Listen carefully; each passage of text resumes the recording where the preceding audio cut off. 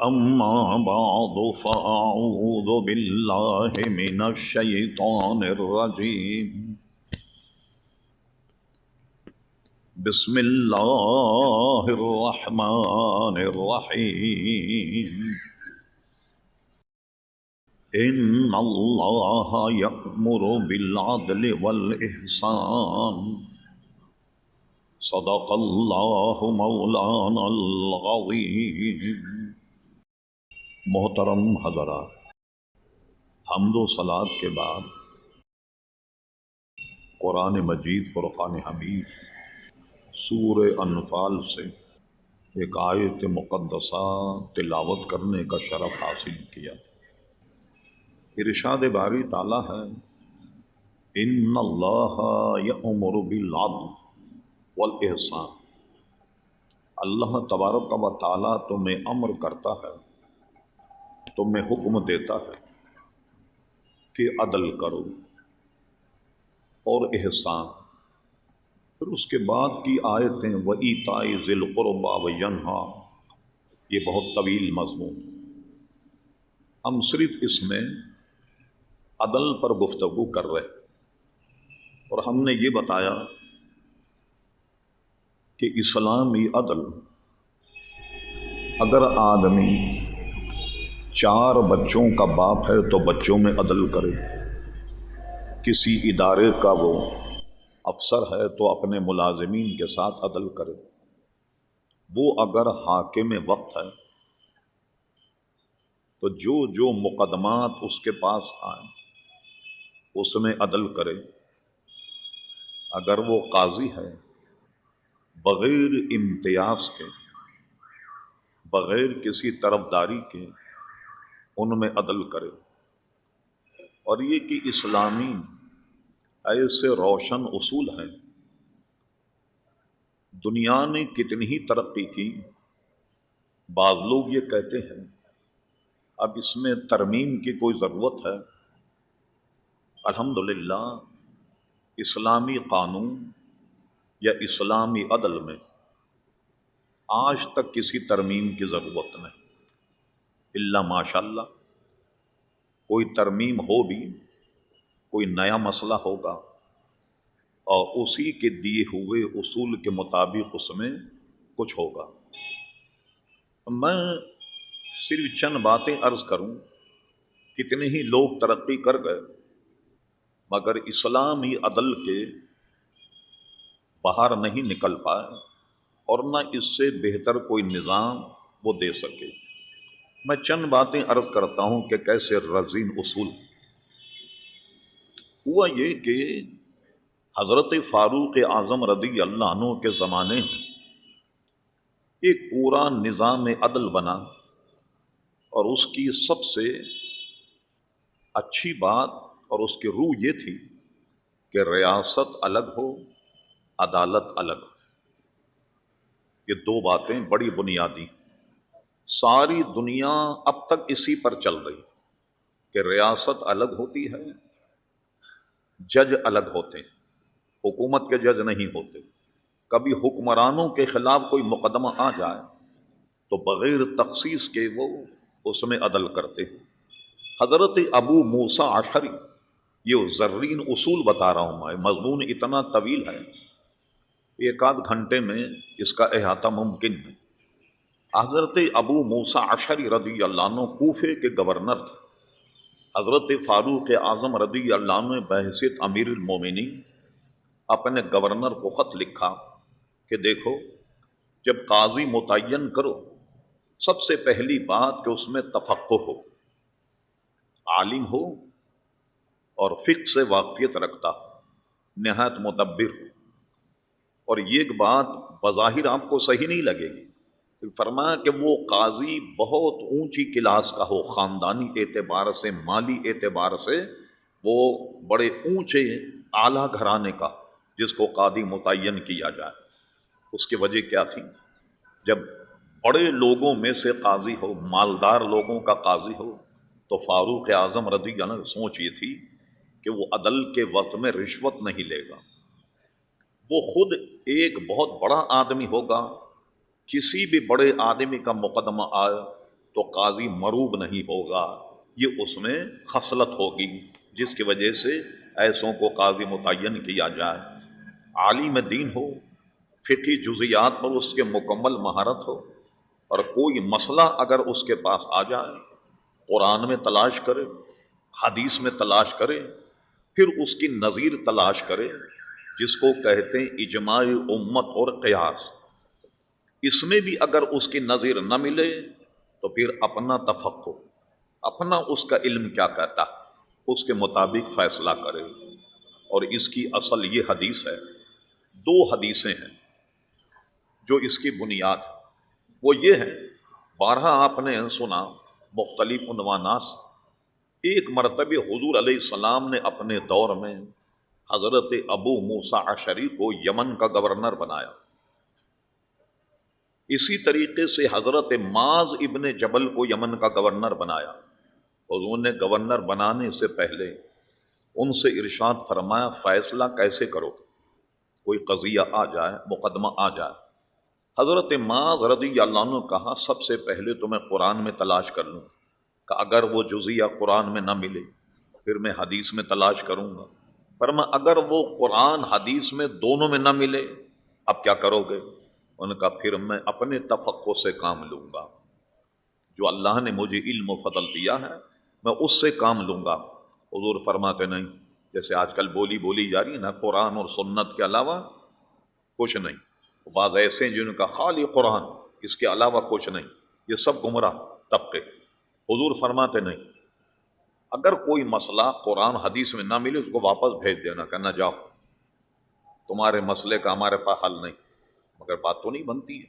تو حضور سے انہوں نے کہا میں اس میں غور تدبر کر کے تفقہ کر کے پھر اپنے علم کے مطابق فیصلہ کروں گا۔ حضور نے فرمایا میں اللہ کی حمد و ثنا بیان کرتا ہوں کہ اللہ تبارک و تعالیٰ نے میری امت میں ایسے افراد پیدا فرما دی کہ جو اتنے مدبر ہیں اور اتنے سمجھدار ہیں۔ تو حضور نے منع نہیں فرمایا، بلکہ معاذ ابن جبل کے لیے حضور علیہ السلام نے دعا فرمائی یمن بھیجنے سے پہلے۔ تو آپ نے دیکھا قاضی میں یہ خصلت ہونی چاہیے۔ اب آئیے چند بنیادی اصول جس کو رومن امپائر نے بھی اپنایا، جو فاروق اعظم رضی اللہ عنہ کے اصول ہیں جو وضع کیے گئے قرآن حدیث کے روشنی میں، بہت نکات ہیں لیکن اس کی خوبی دیکھیں۔ قاضی غصے میں فیصلہ نہیں کرے، اس کی وجہ کیا ہے کہ غصے میں آدمی کی مت ماری جاتی، سوجھ بوجھ نکل جاتی ہے۔ دیکھا نہیں آپ نے آج کل جتنی طلاقیں ہوتی ہیں غصے میں ہوتی، اول بکنے لگتا ہے، بلکہ بات تو اتنے وسیع القلب ہیں، اتنا خزانہ ان کے پاس ہے کہ اپنی بیوی کو کہتے تجھے 100 طلاق، یعنی 3 سے بھی کام نہیں چلا، 100 طلاق۔ اور فرمایا گیا کہ 3 تو طلاق ہے اور 97 طلاق سے اس نے اسلام کا مذاق کیا۔ 3 سے زیادہ تو طلاق نہیں، مگر بک بک کرے گا، غصے میں بول لے گا۔ ہمارے یہاں فن مناظرہ پڑھایا جاتا ہے، خصوصاً ایک اس پر پوری کتاب مناظر رشیدیہ وہ پڑھائی جاتی، جو آدمی مناظر بننا چاہے تو اساتذہ یہ گر پڑھاتے ہیں کہ جب مناظرے کا موقع ہو تو سامنے والے سے ایسی بات کی جائے کہ جو اس کو غصہ آ جائے۔ اب جب اس کو غصہ آ جائے تو آیتیں بھی بھول جائے گا، حدیث بھی بھول جائے گا، جزیات بھی بھول جائے گا، اول بکنے لگے گا۔ اس مناظر کو اسے چت کرنے میں آسانی ہو جائے گی۔ دیکھا آپ نے غصہ جو ہے وہ اس سے مت ماری جاتی ہے۔ کوئی قاضی غصے میں فیصلہ نہیں کرے گا۔ کتنا زرعی اصول ہے۔ جس پر الزام لگایا گیا جب تک اس کا بیان نہ لیا جائے قاضی فیصلہ نہیں کرے گا۔ ساری دنیا میں آج آپ نے دیکھا کہ پورا فیصلہ کرنے سے پہلے جج اس سے پوچھتا کہ آپ اپنی وضاحت میں کیا کہنا چاہتے ہیں۔ یہ کس نے دیا اصول؟ یہ قرآن اور سنت کا اصول ہے۔ نبی کریم علیہ السلام کو جو حضرت فاروق اعظم نے بطور قانون اس کو نافذ کیا کہ ملزم کا بیان لیے بغیر، اس کی وضاحت سنے بغیر قاضی فیصلہ نہیں کرے گا۔ اور قاضی کی ذمہ داری ہے کہ دونوں میں کوئی فرق نہیں کرے گا۔ ایک طرح ایک فقیر اور غریب آدمی ہو، اس طرح ایک مالدار آدمی ہو، تو وہ بغیر کسی تخصیص کے جو فیصلہ قرآن و سنت کہے اس کو کرے گا۔ کسی بادشاہ، کسی وزیر، کسی کی بات نہیں مانے گا، وہ آزاد ہوگا۔ سنیے، حضرت امام اعظم ابو حنیفہ رضی اللہ عنہ سے بڑھ کر کے کون قاضی رہا ہوگا؟ انہوں نے قضات قبول نہیں کی، اس لیے کہ ڈرتے ہیں کوئی فیصلہ غلط ہو جائے، کچھ ہو جائے تو کیا ہوگا۔ خوف کی وجہ سے بعض اکابر علماء نے قضات یعنی قاضی نہیں بنے، معذرت کر لی۔ حضرت امام ابو یوسف جو امام اعظم کے شاگرد تھے، وہ اتنی بڑی سلطنت کے قاضی تھے، آدھی دنیا کے برابر اسلامی حکومت تھی۔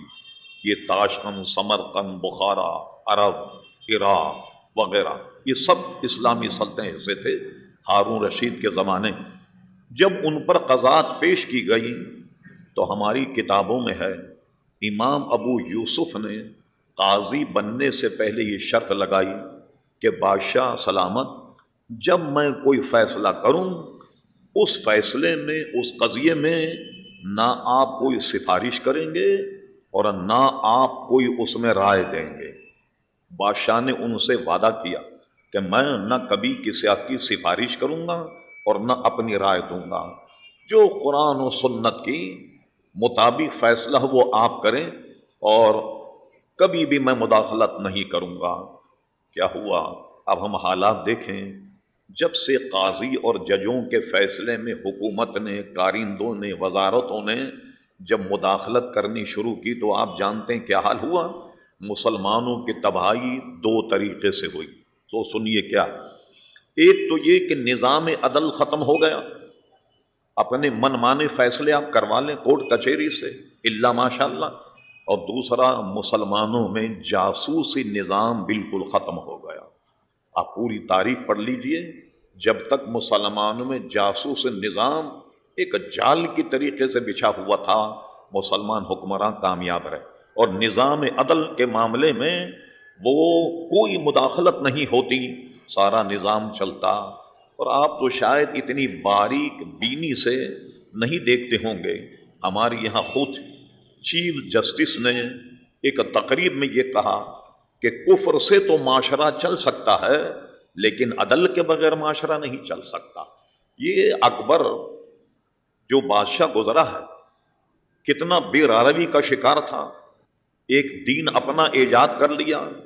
اس زمانے میں ایک توہین رسالت کا مقدمہ قاضی کے پاس آیا اور اس میں بادشاہ نے اشارہ کیا کہ یہ ذرا ادھر کی طرف ہو جائے، کچھ رعایت مل جائے۔ یعنی اس زمانے کے قاضی نے بھی اکبر بادشاہ جس نے 50 سال بلا شرکت غیر حکومت کی، اس نے بادشاہ کی بات نہیں مانی قاضی نے، اور جو قضاءت کا اصول تھا اس پر اس نے فیصلہ دیا۔ یہ زرین عزیزان گرامی اصول ہیں اور یہ سب دوسرے لوگوں نے اپنائے اور ہم نے ان کو چھوڑ دیا۔ اب دیکھیے، بغیر شہادت کے فیصلہ نہیں ہوگا۔ کوئی آدمی چلا جائے، یہ مسئلہ دعویٰ کرے، دعوے کو سن کر کے فیصلہ ہو جائے، نہیں، جیسا مقدمہ ویسی گواہی دینی ہوگی۔ جو گواہ پیش ہو اس کے اصول کیا ہیں؟ کتنے اچھے اصول ہیں۔ جو قاضی ہے یا گواہ ہے، جو بھی عدالت میں پیش ہو، کبھی اس پر کوئی سزا یا حد جاری نہیں ہوئی ہو، کوئی حد اس پر جاری ہو، کسی جرم کا ارتکاب کیا ہو، وہ جج بھی نہیں بن سکتا اور وہ کسی مقدمے میں گواہی بھی نہیں دے سکتا۔ یہاں تک کہ کسی پر حد قذف لگ جائے، حد قذف کہتے ہیں کسی پر الزام لگانا، اور وہ الزام اگر ثابت نہیں ہوا تو قرآن مجید فرقان حمید اس کی حد رکھی ہے 80 درے۔ کسی کو 80 درے لگ گئے، اب وہ ہمیشہ کے نااہل ہو گیا، نہ وہ گواہی دے سکتا ہے نہ وہ جج بن سکتا ہے۔ یہ دیکھیے کتنے سنہری اصول اسلام نے پیش کیے۔ پھر اس کے باوجود بھی حاکم کا یا امیر المومنین کا یا قاضی القضاء کا یہ کام یہ ہے کہ عوام میں گھس کر کے ذرا جائزہ لے، کیا معاملات ہیں، کیا سلسلہ۔ کوئی اہم مقدمہ اگر زیر سماعت آ جائے، جب گواہ آئیں تو گواہ آنے کے بعد، جس کو کہتے ہیں تزکیۃ النفوس، متقی پرہیزگار گواہ، جج اپنے ذرائع سے وہ کہاں رہتے ہیں، کس کے ساتھ بیٹھتے ہیں، یہ انکوائری کرائیں کہ یہ کہیں اوچکا لفنگا یا بدماش تو نہیں، کسی کو پھانس کر کے اسے سزا دلانا چاہتا۔ یہ ساری خفیہ معاملات ہوں گے، اور اس کو کہتے ہیں تزکیۃ النفوس، یعنی گواہ جو ہیں وہ متقی اور پرہیزگار۔ یہ کتنی قدغنیں آپ دیکھ رہے ہیں اس پر لگائی گئیں، اللہ اکبر۔ اور قاضی کبھی خود پارٹی نہیں بنے، دونوں کے ساتھ یکساں سلوک کرے۔ اب اس میں ہم آپ کو امام اعظم ابو حنیفہ کا واقعہ بتاتے ہیں رضی اللہ عنہ۔ ایک بہت بڑے قاضی تھے، ان کا نام تھا قاضی قطاب۔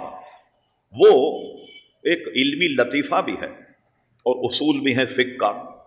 وہ کہیں جا رہے تھے، ایک عورت ایک مرد میں لڑائی ہو گئی، تو عورت نے اس آدمی کو مخاطب کر کے یا زانیتین، او دو زانیوں کے بیٹے۔ قاضی صاحب نے سن لیا، قاضی صاحب نے عدالت برخاست کر کے گئے اور پھر واپس آئے۔ واپس آنے کے بعد عدالت لگائی، اس عورت کو بلایا، عورت کو بلانے کے بعد گواہ لیے، اور اس کے بعد 2 حدیں جاری کی کہ اس نے کہا کہ 2 باپ کی اولاد، یہ الزام ہے، الزام کو ثابت تو نہیں کر سکتی نا، کہہ دیا، بک بک کر دیا، تو 2 حدیں لگائیں۔ 2 حدوں کا مطلب کیا کہ 2 مرتبے 80 درے۔ اس نے یہ کہا نا 2 زانیتین کے بیٹے، تو 2 حد جمع ہو گئی، تو 2 حدیں لگائیں۔ اب جب یہ واقعہ امام اعظم رضی اللہ عنہ کے پاس پہنچا تو یہ قاضی صاحب نے فیصلہ غصے میں کیا تھا۔ امام اعظم نے اس میں 6 عیب بتائے، 6 کمزوریاں فیصلے میں بتائیں۔ فرمایا سب سے پہلی غلطی تو قتادہ نے یہ کی کہ عدالت برخاست کر کے جب آ گئے تو دوبارہ عدالت کو بلانا، اجلاس بلانا، یہ بدنیت پر مبنی سمجھا جاتا ہے۔ ایک غلطی تو قاضی قتادہ نے یہ کی۔ دوسری غلطی یہ کی کہ قاضی اپنے علم پر فیصلہ نہیں کرے گا، کوئی مدعی بن کر آئے، کوئی شکایت کرے کہ میرے ساتھ ایسا معاملہ ہوا ہے، تو قاضی کے پاس تو کوئی FIR درج کرانے آئے، شکایت کرنے نہیں آیا۔ قاضی نے اپنے علم کے مطابق اجلاس بلا لیا، یہ دوسری غلطی کی قاضی۔ اور جب 2 حدیں جمع ہو جائیں تو 1 حد لگانے کے بعد کسی مرد کو یا عورت کو چند دن دیے جاتے ہیں آرام کرنے کے، اور اس کے بعد کیونکہ حد لگانا ایک عبرت ہے، سزا ہے، جان سے مارنا نہیں اس کو۔ 80 کوڑے لگ گئے، 2-4 دن اس کو چھوڑ دیا جائے، پھر بلا کر کے دوسری حد لگائی جائے۔ قاضی قتادہ نے ایک غلطی یہ کی کہ دونوں حدیں ایک ہی وقت میں لگائیں۔ انہوں نے کہا چوتھی غلطی قاضی قتادہ نے یہ کی کہ اس خاتون کو حد جب لگائی تو کھڑے ہو کر حد لگائی، حالانکہ عورت کو حد جو ہے وہ بیٹھ کر لگانی چاہیے۔ اور ایک غلطی قتادہ نے یہ کی کہ جب اس نے ایک الزام لگایا ایک جملے سے تو 1 حد بنتی، 2 حد نہیں بنتی۔ اگر خدا نہ کوئی کہتی ہے کہ 100 زانیوں کا بیٹا ہے، کیا 100 حدیں لگتی؟ 100 حدیں اگر لگے تو آدمی زندہ رہے گا؟ یہ دیکھیے یہ 6-7 عیب امام اعظم نے بیان کیے۔ اس کی وجہ کیا تھی؟ یہ فیصلہ غصے میں کرنے کی وجہ سے اس میں نقص پیدا ہو گیا جو قاضی کو نہیں کرنا چاہیے۔ اور فرمایا آپ نے کتنے اصول ہیں۔ اب دیکھیے جو میں نے کہا، قاضی از خود عوام میں رہ کر کے سنے کہاں کہاں خرابی ہے، کیا معاملہ، اس کی 2 مثال میں بیان کرتا ہوں۔ حضرت فاروق اعظم رضی اللہ عنہ کے زمانے میں ایک الاؤنس ملا کرتا تھا، سارے مسلمانوں کو ماہانہ اتنے روپے دیے جائیں، گزارا الاؤنس سمجھ لیں۔ ہاں، مال غنیمت جب آتا یہ لوگوں میں تقسیم کیا جاتا۔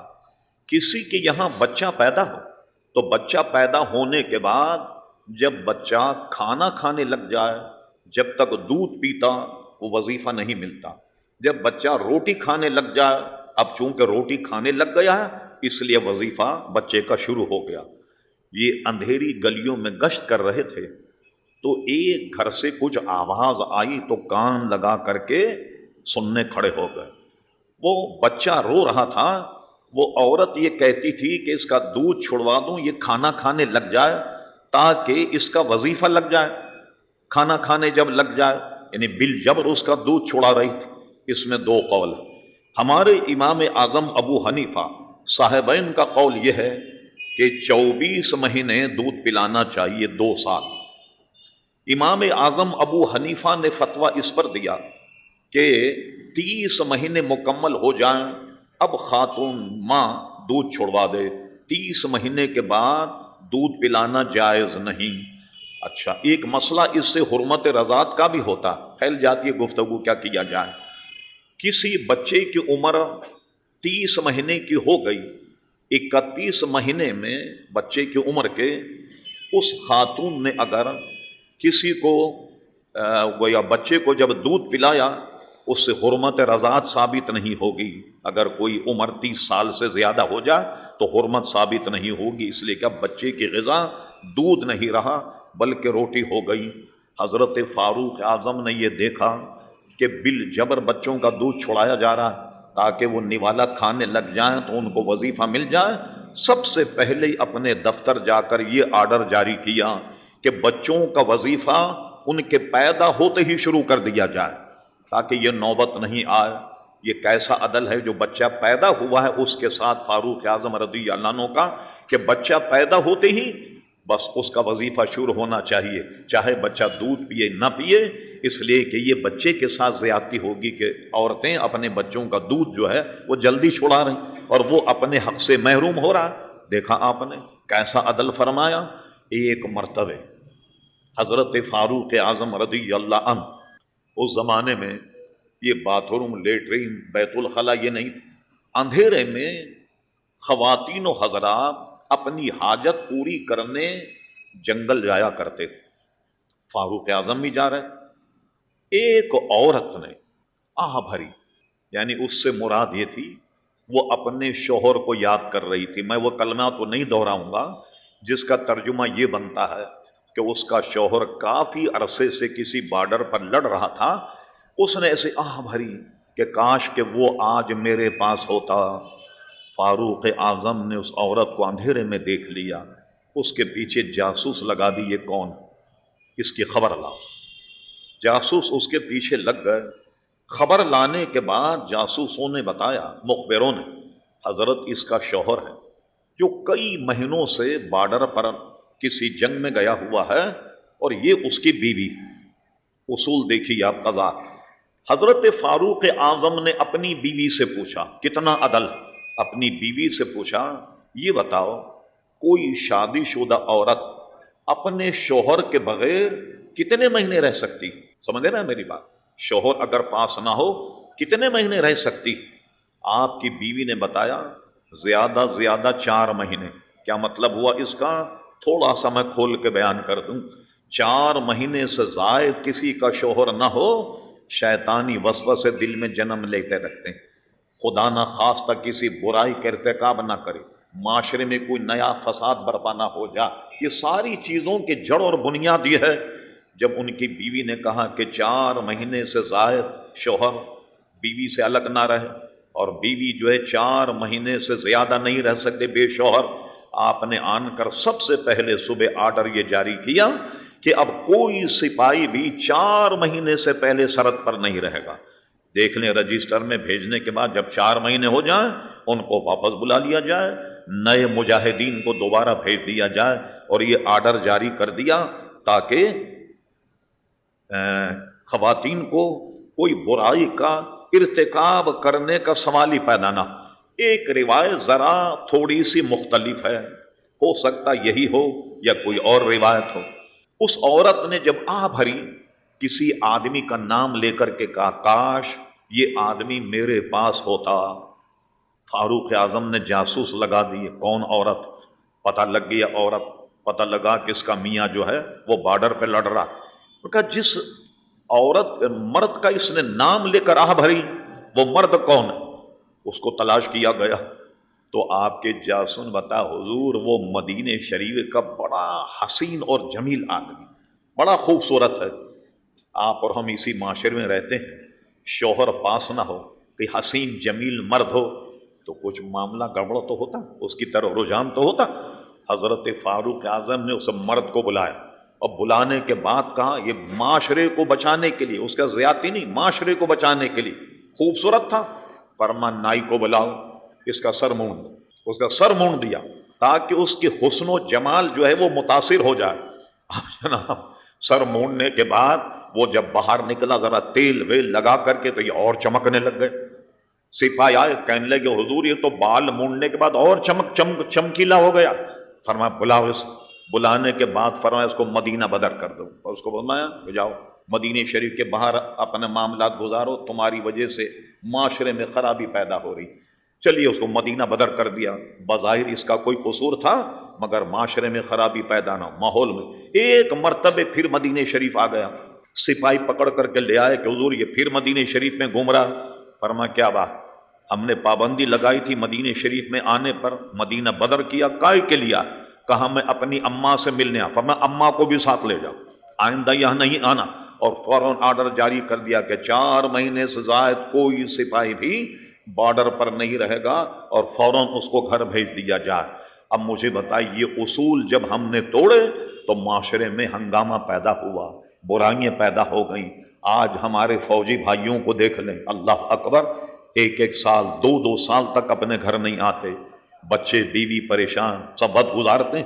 تو میں نہیں کہتا کہ وہ برائیاں کر رہی ہیں، لیکن اس ماحول کو پیدا ہوتا ہے، وہ ماحول جس کی طرف میں اشارہ کر رہا ہوں کہ اگر شادی شدہ میاں، اور معاشی ہماری مشکلات یہ ہیں کہ کوئی آدمی کہیں باہر جائے، کوئی 3 سال میں آ رہا، کوئی 4 سال میں واپس آتا، کوئی 5 سال میں واپس آتا، یہ اسلامی قانون کے مطابق نہیں ہے۔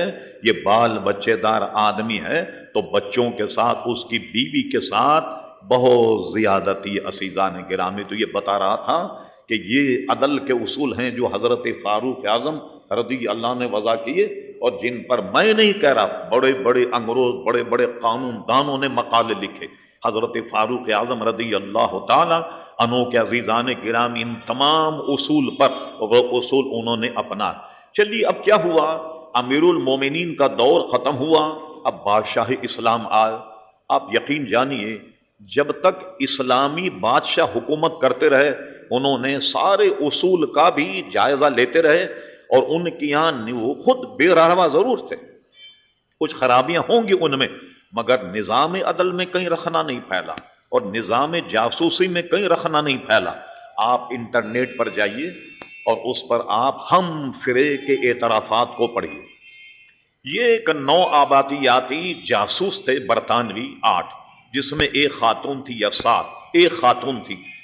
انہوں نے آن کر کے سلطنت عثمانیہ جو اتنی بڑی سلطنت اور مضبوط تھی کہ جس نے یورپ کے ناکوں سے چنے چبا دیے، یہ ٹوٹی کیسے؟ یہ 7 جاسوسوں نے توڑی، اور توڑنے کے بعد اس کے بعد ہم فرے اس کا ایک جاسوس تھا، اس نے ساری بازگشت اور ساری تفصیل لکھی، جو چھپی ہوئی کتاب ہمارے پاس موجود ہے، کوئی سے بھی چھپی عربی میں، امریکہ برطانیہ سے انگریزی میں چھپی، پاکستان سے اس کا اردو ترجمہ ہوا، برٹش لائبریری جا کر کے آپ پڑھ سکتے ہیں، بلکہ انٹرنیٹ پہ بھی پڑھ سکتے ہیں۔ ہم فرے اتنا صرف ٹائپ کر دیں اس کی پوری کتاب آئی۔ ہم فرے نے ساری اپنی داستان بیان کی کہ میں نے سلطنت کو توڑا کیسے، کیسے پارا پارا مسلمانوں میں انتشار کیسے پیدا کیا۔ مرکزی نقطہ یہ بتایا کہ میں پریشان اور حیران تھا کہ اتنی بڑی عثمانیہ سلطنت اور ان کا کوئی جاسوس نظام ہی نہیں، اتنی بڑی سلطنت عثمانیہ، جاسوس نظام نہیں۔ آپ کو تو اتنا موقع نہیں ملے، کہیں ضمناً پڑھیں، آپ محمود غزنوی کو پڑھیے، اس کا بیٹا مسعود کو پڑھیے، اسی طرح شہاب الدین غوری کو پڑھیے آپ، اور جناب ابو کیا نام ہے، اور جتنے مسلم بادشاہ گزرے ان سب کو پڑھیے۔ سب کے پاس جاسوس نظام اتنا زبردست تھا کہ کوئی آدمی حکومت کے خلاف سازش نہیں کر پاتا، اور ہر شخص کو انصاف دیا جاتا۔ مثلا ایک عباسی خلیفہ گزرا جس کا نام تھا المعتصم باللہ۔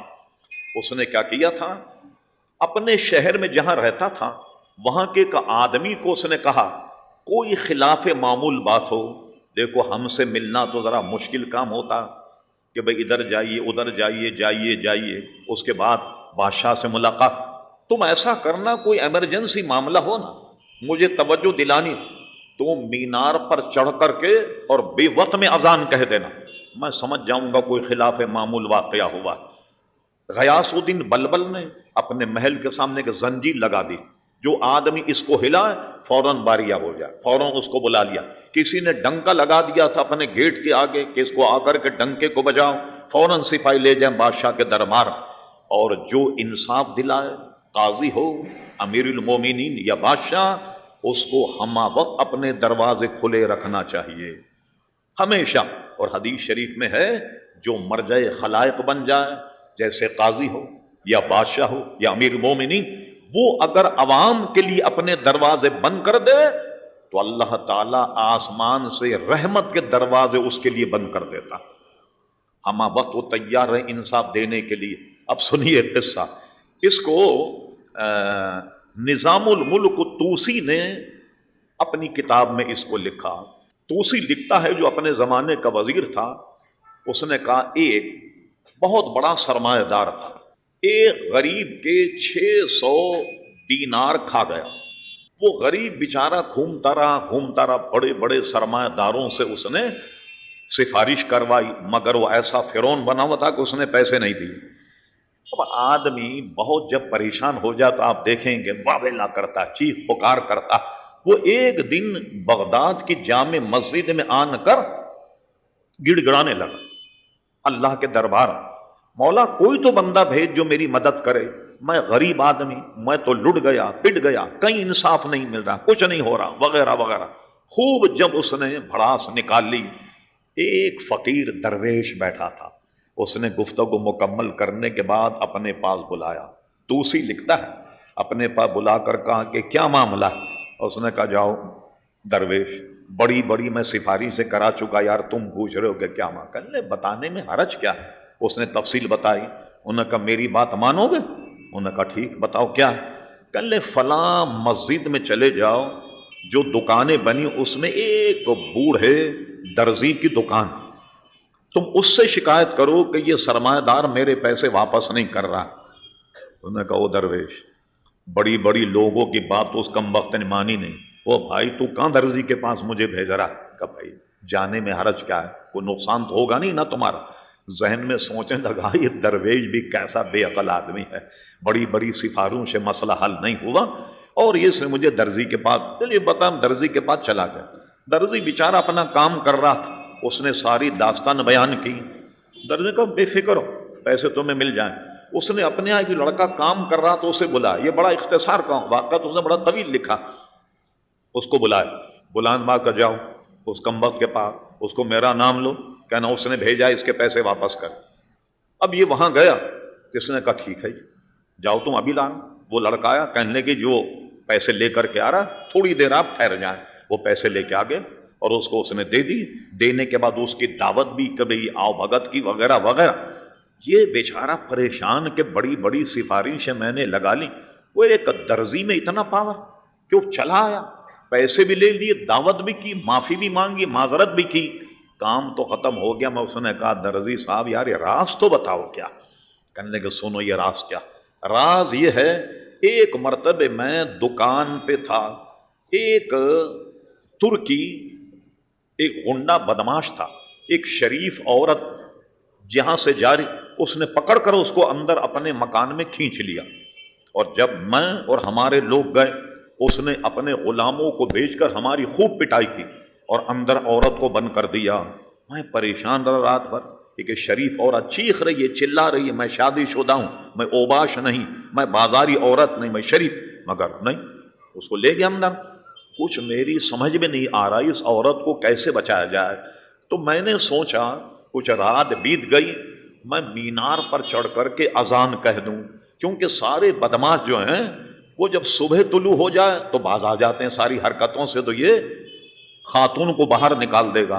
میں نے مینار پر چڑھ کر اذان کہی، وہ بدماش یہ سمجھا کہ صبح ہو گئی، حالانکہ اذان کا وقت نہیں تھا، اس نے فوراً عورت کو تو باہر کر دیا، مگر اذان سننے پر معتصم باللہ جاگ گیا۔ جاگنے کے بعد اس نے کہا یہ کون ہے جو بے وقت اذان کہہ رہا؟ لاؤ اس کو پکڑ کر۔ وہ جب پکڑ کر کے اس کو لایا گیا تو اس سے پوچھا یہ کیا معاملہ؟ سارا اس نے قصہ بتایا۔ اس نے کہا اچھا میری بادشاہت اور اسلامی قانون کا ایسے مذاق اڑایا جائے؟ اس نے سپاہی بھیجے اور اس کو بلایا، اس شخص کو پکڑا، پکڑنے کے بعد اس کو بوری میں بند کیا اور اتنا مارا کہ شاید اس کی ہڈی بوٹی ایک ہو گئی، بوٹی، اور اس کی لاش کو بوری میں اٹھا کر کے اور اس نے دریا دجلہ میں ڈلوا دیا۔ انہوں نے کہا ہے کسی میں جرت جو ایسا کام میری حکومت میں کرے؟ لیجیے، اس کے بعد اس سے کہا سنو، کوئی خلاف معمول مسئلہ ہو بس مینار پہ چڑھ کے اذان کہہ لیا کر دو، میں سمجھ جاؤں گا کہ کسی نے شرارت کی ہے۔ کہنے یہ اس کی برکت ہے۔ اس نے سوچا مولوی صاحب پیسے لے کے ہماری جان چھوڑو، کہ ایسا نہ ہو کہ اذان کہہ دو مینار پر تو معتصم باللہ پھر بلا لے گا بھئی یہ شرارت کس نے کی؟ وہی حال ہوگا جو ترک نوجوان کا ہوا تھا کہ بوری میں جناب بند کر کے پٹائی کر کے لاش کو سمندر میں ڈال دیا۔ تو ایسے معاملات بادشاہ رکھے کہ جس سے آدمی کو عدل اسی وقت مہیا ہوتا جب عدل بکنے لگے، عدالتیں بکنے لگ جائیں، حاکم بکنے لگ جائیں۔ اب مجھے بتائیے مجھے اور آپ کو کیسے انصاف ملے گا؟ اور یہی بات نہیں بلکہ قاضیوں کی تعداد عوامی پبلک کے مطابق ہونی چاہیے اور بروقت اس کی سنوائی ہو۔ ایک مثال میں محمود غزنوی کی دیتا ہوں۔ محمود غزنوی کا انتقال تقریباً 400 ہجری میں ہوا، 2-3 کم یا 2-4 زیادہ، مگر 4 سے پہلے۔ وہ ایسا اسلامی عظیم بادشاہ تھا کہ مولانا روم نے مثنوی شریف میں کئی صفحات محمود غزنوی کی شان میں لکھے، اس کے فیصلے، اس کی حکمت عملی مولانا روم نے جناب مثنوی شریف میں اس کو لکھا ہے۔ تو ایک مرتبہ محمود غزنوی فقیرانہ لباس پہن کر شہر کا گشت کرتا۔ اس نے اپنے محل کے سامنے ایک مسجد بنا دی تھی تاکہ کوئی مسافر آئے انتظار کرے، نماز پڑھنے کے لیے سہولت ہو جائے۔ یہ جب رات کے آدھی رات اپنے محل پہنچا، ایک کو دیکھا کہ فریاد کر رہا، رو رہا، چلا رہا۔ محمود غزنوی ایک فقیرانہ لباس پہنا وہ اس کے پاس چلا گیا۔ بڑے صاحب کیا معاملہ؟ کہنے لگے کیا بتاؤں کہ اللہ تعالیٰ ہمارے بادشاہ کو عقل دے، آرام سے پڑا ہوا سو رہا، اس کو معلوم ہے کہ پبلک عوام کے ساتھ کیا ہو رہا۔ انہوں نے کہا تو بتاؤ گے تو معلوم ہوگا کیا واقعہ ہوا۔ کہنے لگے یہ ہمارے بادشاہ کا بھانجا ہے، یہ روزانہ میرے گھر میں آ جاتا اور رات گزار کر کے پھر جاتا۔ وہ کہتا ہے کہ میں سلطان محمود غزنوی کا بھانجا ہوں۔ اس نے کہا اچھا، اب کی مرتبہ جب آئے فوراً مجھے بتانا یہ تاریخ کب آ۔ چنانچہ وہ آیا، سلطان محمود کا بھانجا، اس کو کوئی اس نے ایسا نشانی دے دی کہ فوراً باریاب ہو جائے۔ وہ پہنچ گیا، وہ آ گیا ہے بدماش۔ انہوں نے کہا ٹھیک۔ گیا سلطان محمود غزنوی، جانے کے بعد میں اس نے کیا کیا، مکان میں گھسا۔ مکان میں گھسنے کے بعد بتی بجھائی اور بتی بجھانے کے بعد اپنی تلوار سے اس کی گردن اڑا دی اس ملزم، اور گردن اڑانے کے بعد فرما اب چراغ جلا۔ اس نے چراغ جلایا۔ سلطان اتنا بڑا بادشاہ، کہنے کچھ کھانے کو ہے؟ کہا بادشاہ کوئی کھانے کو آپ کیا دے گا بادشاہ؟ کوئی آپ کے گھر بادشاہ آ جائے، کوئی رات کے 4 بجے کہے کچھ کھانے کو ہے، سوکھی روٹی اور دال ملے گی، اور کیا ملے گی یہ غریب آدمی کے پاس؟ کہنے لگے سرکار آپ کا مقام کہاں، میں غریب، فرما جو ہے لے آؤ۔ جو دال روٹی تھی سوکھی وہ لے آئے۔ اس نے بڑے شوق سے کھائی، فرما پانی لا، پانی پیا، اس کے بعد ذرا سانس لیا۔ پھر اس نے پوچھا کہ سلطان صاحب خیریت تو ہے، آپ نے بتی کیوں بجھائی؟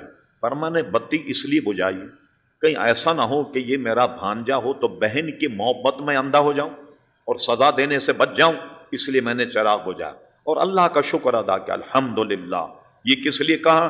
کہنے لگا میں نے اس لیے کہا کہ وہ میرا بھانجا نہیں تھا، کوئی اور اوباش تھا جو میرا رشتہ بیان کر کے یہ ناجائز کام کر رہا تھا۔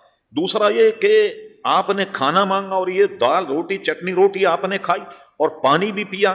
کا وجہ یہ ہے کہ جب سے تم نے شکایت کی تو میں نے اپنے رب سے یہ وعدہ کر لیا تھا کہ جب تک اس کمبخت کو سزا نہیں دوں گا نہ روٹی کھاؤں گا نہ پانی پیوں گا، اس لیے میں نے روٹی کھائی اور پانی پیا، اور اس کے بعد اللہ کا شکر ہے کہ میں کامیاب ہو گیا۔ واقعہ تو تاریخ میں اتنا ہی محمود غزنوی۔ اب اس سے کچھ شاخیں آپ اپنے ذہن سے نکالیے کہ مجھے بتائیے آج حکمرانوں کے بھانجے بھتیجے کتنے ہیں؟ اور کیسا لوٹ رہے ہیں پاکستان کو، کوئی بیٹا ہے، کوئی بھانجا ہے، کوئی بھتیجا ہے، کوئی ساڑو ہے، کوئی باپ ہے، کوئی دادا ہے، کوئی نانا، لوٹو اور کھاؤ، خوب دیکھا جائے گا، لکڑ ہضم، پتھر ہضم، کمبخت نہ جانے کیا چورن کھاتے ہیں، سب کا سب ہضم ہو جاتا۔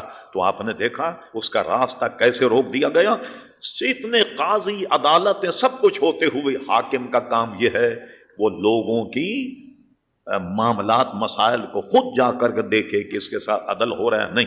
یہ جذبہ اگر آج مسلمان حکمرانوں میں آ جائے، وہ عدل جو فاروق اعظم رضی اللہ عنہ نے جناب ایک قانون کے اعتبار سے اس کو نافذ کیا، جس پر ساری دنیا کی حکومتیں اسی قانون پر چل رہی الا ماشاء اللہ، تو آج بھی عزیزان گرامی ہمارا ماحول، معاشرہ بدل سکتا ہے، مسلمانوں کی قسمت جو ہے وہ بدل سکتی۔ اس لیے فرمایا اے دلو وہ اقرب للتقوی، فرما مسلمانوں عدل کرو، اس لیے کہ یہ تقوی اور پرہیزگاری سے قریب ہے۔